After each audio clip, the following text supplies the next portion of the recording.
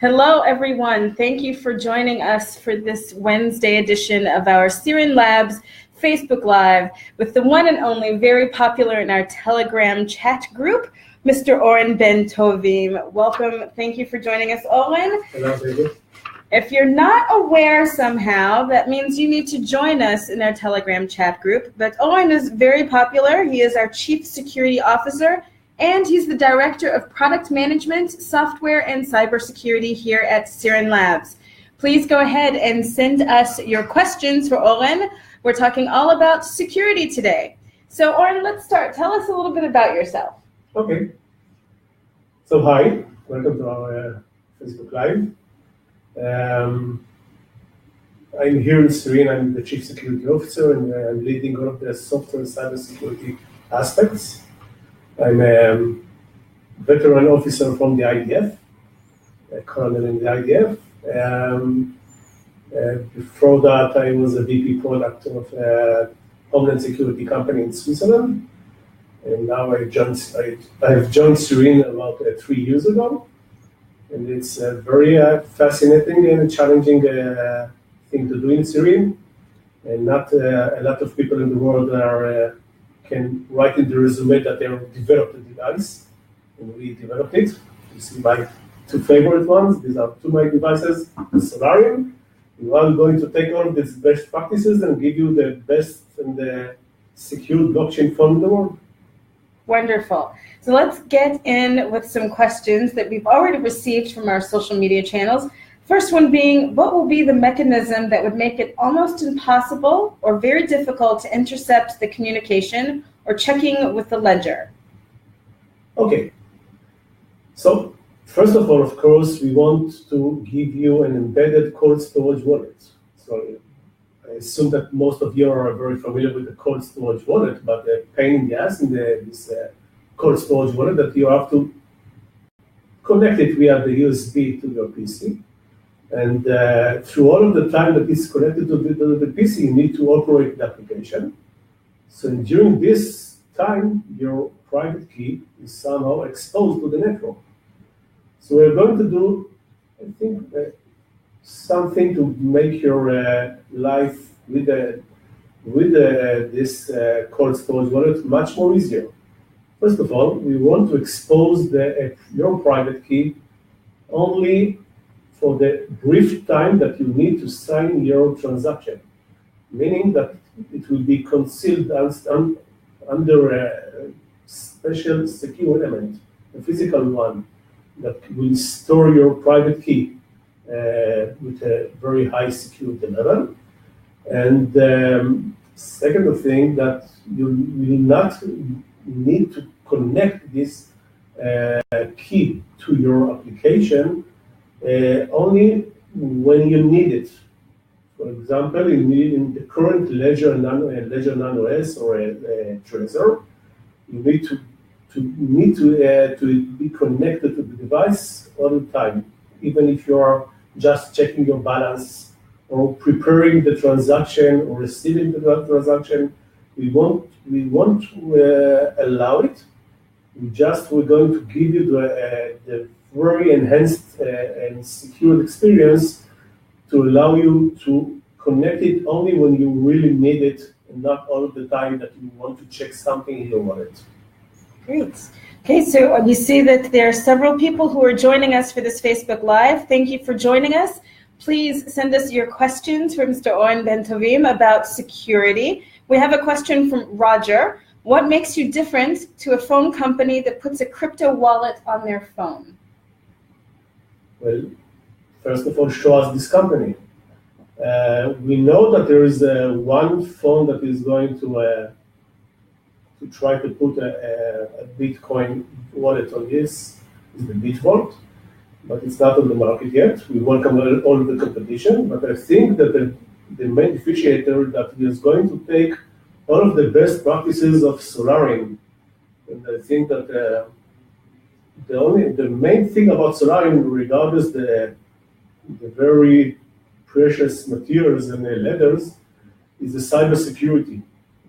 And we know for sure that in order to ensure your security of your deposits in crypto, you need to protect them. And in order to do that, we are going to embed all of the best practices of the cybersecurity of Solari into Fini. And of course, the main thing is our behavior-based IPS, intrusion prevention system, that is going to track any attempt to attack your device with network attack or with software attacks, and prevent such attacks that are going to try to steal your private key or your life savings in crypto. Great. How would you rate the security of the new phone as compared to the latest iPhone? Okay, so every device has some breaches or inherent breaches. It could be through the chipset itself. Every device has a chipset, of course. And this is the reason we are not coping with the known vulnerabilities. This is the reason that we check, we joint venture with Imperium, our partners in Solari, to embed their solution, which is the other best intrusion prevention system. And the main thing about this solution is that is ability to cope with zero-day attacks. There's no chance that we can cover each emerged cyber threats all the time, because the hackers are just waiting, they're developing new capabilities, and there's no chance to protect it efficiently with a signature-based antivirus, traditional antivirus. This is the reason that we joined with Imperium from Dallas, Texas, to integrate their solution into the device. And the main differentiator, as I mentioned, is to cope with the zero-day attacks or the unknown attacks, both for network and malware attacks, and to identify it and to execute the countermeasures that were predefined by us. For example, if you're now connecting to a Wi-Fi in a public Wi-Fi, in the minute that we are identifying some kind of a rogue attack, man in the middle, etc., the countermeasure will automatically, for example, shut down the Wi-Fi and help you to protect your device from malicious actors. Okay. So the main thing is not to rely on the traditional antivirus, but to rely on something that can cope with zero-day attacks, with all of the unknown attacks. So that leads into something that's been a topic in the news over the past few days from last week about the latest meltdown, the Spectre bug, and could it possibly affect the Fini phone like it did Intel? So even if the new breaches will be revealed inside the chipset that we're going to embed into the device, this IPS will detect the exploit itself or the trial to get you of the hacker to use this new exploit. So regardless the chipset, regardless the embedded, the inherent breaches of the Android platform, the iOS platform, the IPS will protect you from these kind of attacks, because you can be sure that new breaches will be found in the software of Android or in the software of iOS or in the chipset itself, from Qualcomm, from MediaTek, whatever. Ari from Twitter wrote in and asks, does the SIRIN token plan to stay on the Ethereum blockchain? Well, this is less regarding the security. Currently, the SRM is a ERC20 token. So it was fine for the crowd sale. Regarding our blockchain for supporting the resource sharing, we are evaluating several consensus mechanisms that will affect, of course, the type of token or coin, of our token. We have mentioned a lot IOTA. You asked about IOTA a lot in the Telegram group, but IOTA is one of them. We want to evaluate several consensus mechanisms in order to enable us to give you a really scalable and feeless and without any proof of work, a real proof of work in your devices, because we don't want you to run out of battery or data package with your carrier. So we are this issue is still under investigations in order to give you the best solution to the resource sharing in mobile devices and not through pools of mining in Mongolia or in China. Okay. A lot of people want to know, what's an IPS, an intrusion prevention system, and how does it work? Okay, intrusion prevention system is something that is embedded in the OS. This is another differentiator of SIRIN and of SCM. Usually, a regular end user is going to the Google Play or to the App Store and downloading an antivirus. And this antivirus is an on-top application. It's on the application layer of the operating system.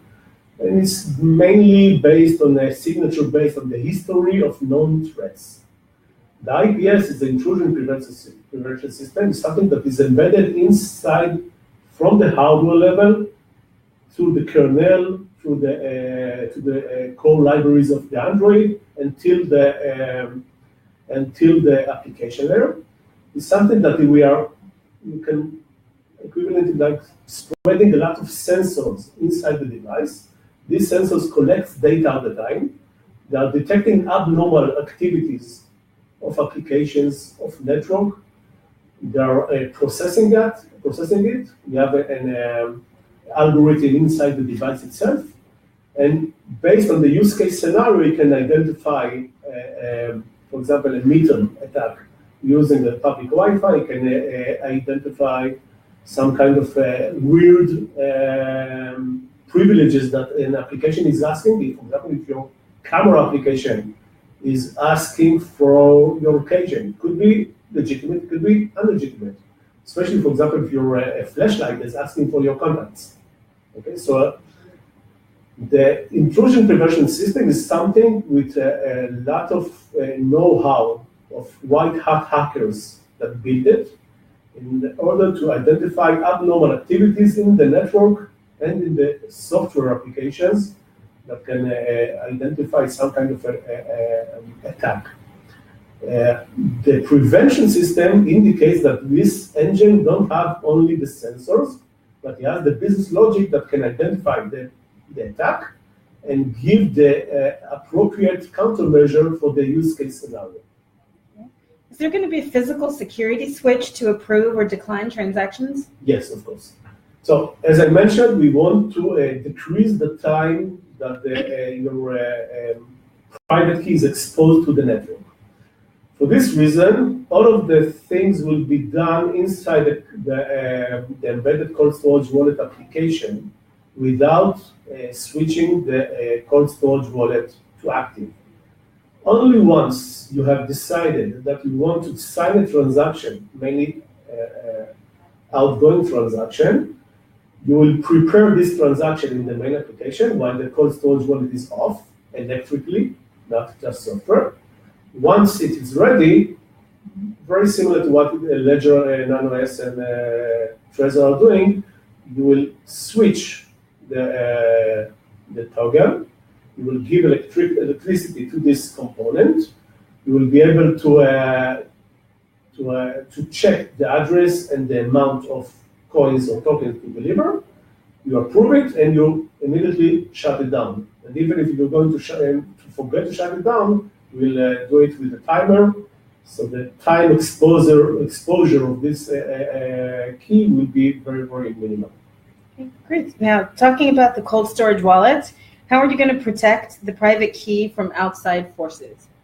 The private key is inside a separated and dedicated physical secure element.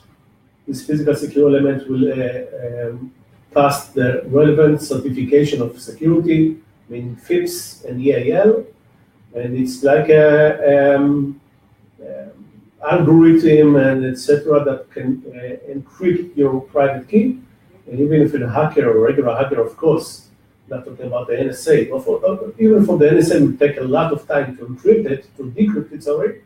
But this private key is stored in a very secure element, separated from the main CPU of the device itself, and meaning its objective is only to serve the signing of the transaction. Okay. So I just want to say hello and welcome to all of the people who are joining us here on Facebook Live. with our Chief Security Officer, Oren Ben Tovim. Please send us your questions here on Facebook. We're also checking Twitter for your questions as well. We have a question about how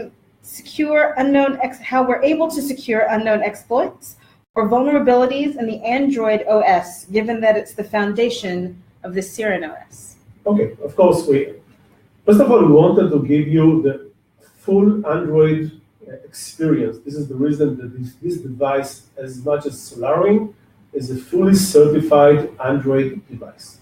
So first of all, you don't have to be very hard with Google because Google has a lot of security developers. Don't forget that Google have an enhanced security if you're going to compare it to older versions of the Android. Oreo 8.1 is a very enhanced security. And we're also going to patch it with the latest monthly security patches of Google and of the chipset itself. Second of all, as I mentioned, we're going to take another layer and embed this IPS into the hardware and kernel and the core libraries of the Android in order to add several additional layers of protection and not just rely on the security of Android. So even Android has some breach, and some hackers try to take advantages of a known or unknown exploit.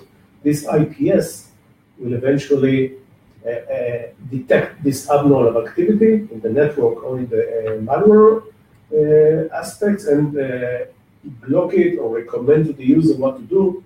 There are some countermeasures that we are doing automatically. There are some countermeasures that we are suggesting the user to decide what to do in this scenario.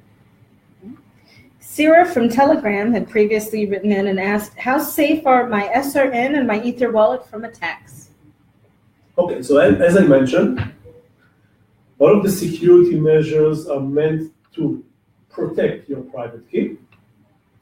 And this is it, because your digital assets, your cryptocurrency, are not stored on the device. They are stored on the blockchain. So to attack the blockchain with the 51% attack is something very hard. This is the foundation of the blockchain, because it's literally impossible to attack all of the nodes simultaneously and to create this kind of attack. So the only purpose of us is to protect your private key, thus enable you to connect to your asset, the digital assets, on the blockchain. Okay. So you pointed out and you presented your SolarWinds phones, and you talked about the security with that. So SolarWinds has a secure communication zone that's the basis for the creation of Finney's cold storage wallet. Can you tell us more about those aspects and how they work? So in SolarWinds, what we did, we used this physical switch in order to strip down the Android when you're communicating with an encrypted call. We joined with an external vendor with Schoolspan from Bethesda, Maryland. We want to use the same best practice and to protect, in additional layers, the physical key, the private key within inside the secure element. So in the same manner that we did in SolarWinds to protect the private key of the encrypted communication, we're going to do it with the private key of the cold storage wallet. Okay. Now, Oren, since you're also the Director of Product Management, can you tell us a bit about the software for the Finney? Yeah, of course. So first of all, as I mentioned, we are going to take the full Android experience and deliver it in our device. Second of all, we're going to give it, because we don't want to overlay a lot of unnecessary application. So we're going to take only the basic GMS, the Google package, and we're going to add some very little and very focused software in order to enable, first of all, of course, the embedded cold storage wallet application, which is a lot of business logic and user interface. We want to give it an enhanced usability. If you want to compare it to the current interfaces of wallets. I think it's something we can enhance dramatically. And we're going to add several of software that will enable the resource sharing of network, of energy, etc. We are going to install or pre-install inside the device the DApp, the decentralized application store that will with our partners like Banker and Status and Celsius, etc.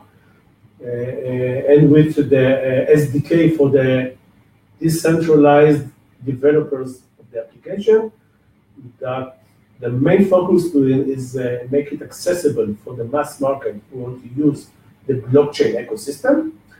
And I think this is the main focus of the Android, the cold storage wallet application, the App Store, the resource sharing.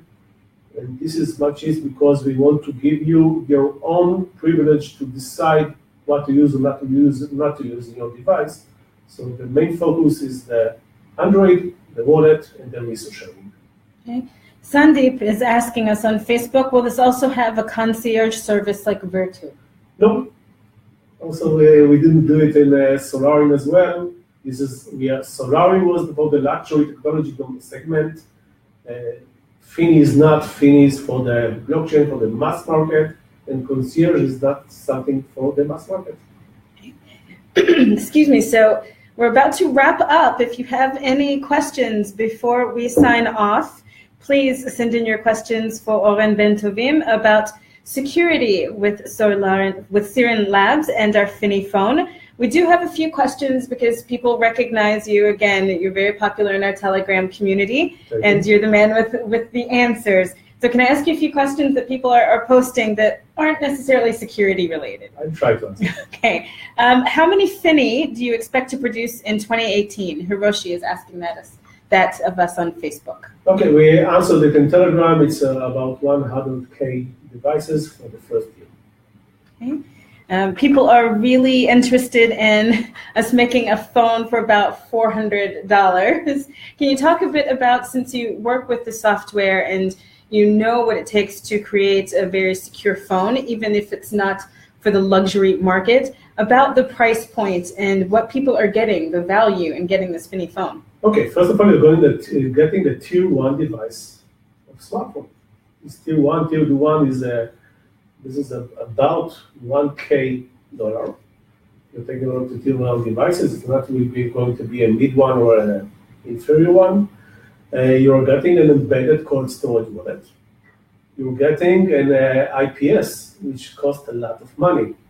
So I think the cybersecurity, the wallet, you can check what is the cost of wallet. It's about 90 euros to 120, 140 euros today.